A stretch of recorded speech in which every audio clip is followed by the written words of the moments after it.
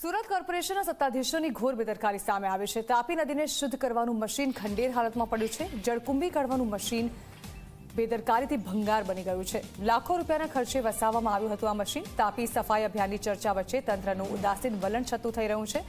નદીની સફાઈ માટે ફાળવવામાં આવે છે કરોડો રૂપિયાનું બજેટ। શું આવી રીતે નદીમાંથી જળકુંભી દૂર થશે? પ્રજાના ટેક્સના પૈસાનું કેમ આંધણ કરવામાં આવી રહ્યું છે? સ્વચ્છતામાં નંબર 1 સુરતમાં આ કેવી બેદરકારી દાખવવામાં આવી રહી છે?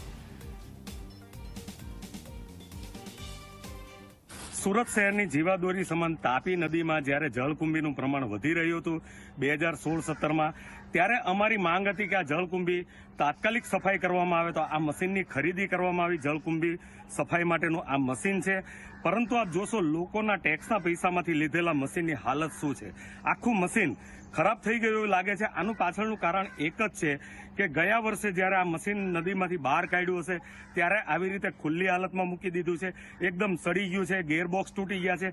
જનતાના ટેક્સના પૈસા કઈ રીતે સુરત મહાનગરપાલિકા વેડફી રહી છે એ આ પાછળનું મશીન જોઈને વિચારી શકશો। જે પણ અધિકારીની જવાબદારી હોય એમને સોકોઝ નોટિસ આપી એમની પાસે આ મશીનના રૂપિયા વસૂલવા જોઈએ એવું મને લાગી રહ્યું છે। તો આપ જોઈ રહ્યા છો તસવીરોમાં કે કઈ રીતે અહીં જળકુંભી જામી ગઈ છે અને જેને હટાવવામાં નથી આવી રહી। પાણી જે છે તે હવે સ્થિર થતા જ તેની અંદર આ પ્રકારે આપણે આ અંગે વધુ વાત કરવા માટે અમારી સાથે સુરત મહાનગરપાલિકાના નેતા વિપક્ષ પાયલબેન પટેલ જોડાયા ગયા છે। તેમની સાથે વાત કરીશું।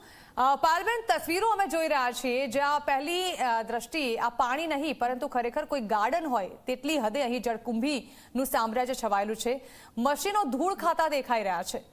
શું કહેવા માંગશો?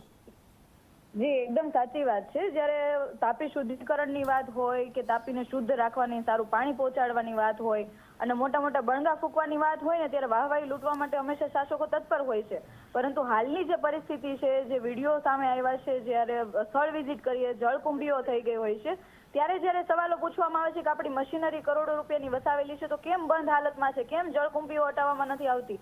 આનો સીધો મતલબ એવો થાય કે જળકુંભીઓ થશે તો કોન્ટ્રાક્ટરો કમાશે, મશીનરીની ખરીદી થશે, પોતાનો કોન્ટ્રાક્ટર હશે તો એને કંઈક ફાયદો થશે, ને કોન્ટ્રાક્ટર કમાશે તો પછી કંઈક પાર્ટી ફંડમાં આવશે ને।